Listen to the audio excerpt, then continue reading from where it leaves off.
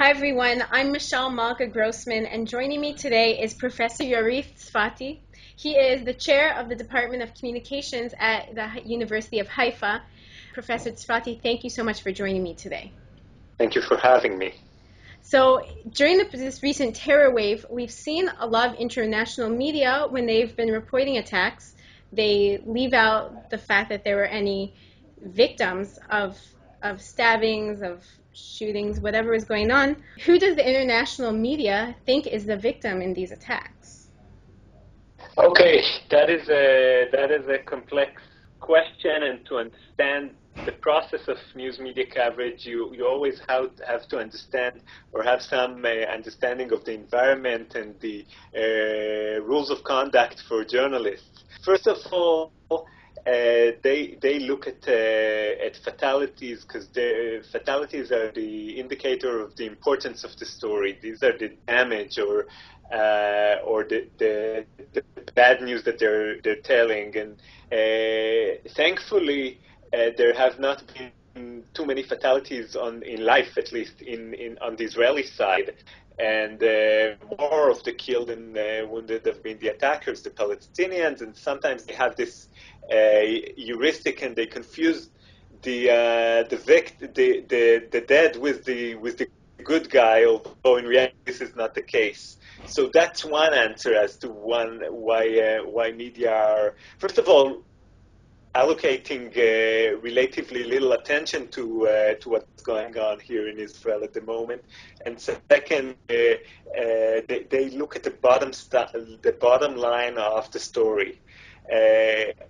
As a media scholar, I do demand journalists to report accurately on the causal chain, on who attacked and who was the victim. And that's an important, part of the 5 Ws, who did what, to whom, and when, and where, that are supposed to be in every news story. However, to do that, they might argue you need to go back in the conflict to, even to 1888 or whatever, and it's always difficult to find the right starting point for story. It's much easier to report on the bottom line, who was killed, and oftentimes it has been the Palestinian attacker. Got it. So some media sites have apologized after some of the headlines where they didn't mention victims, but it seems to keep happening time and again. Why does this happen so often?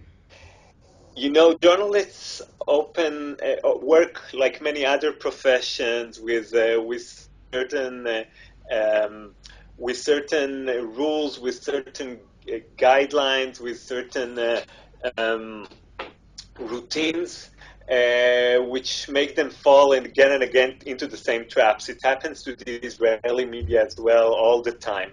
And when they work under time constraints, and also when they need to, they don't have full information to the story. Sometimes they rely heavily on news agencies.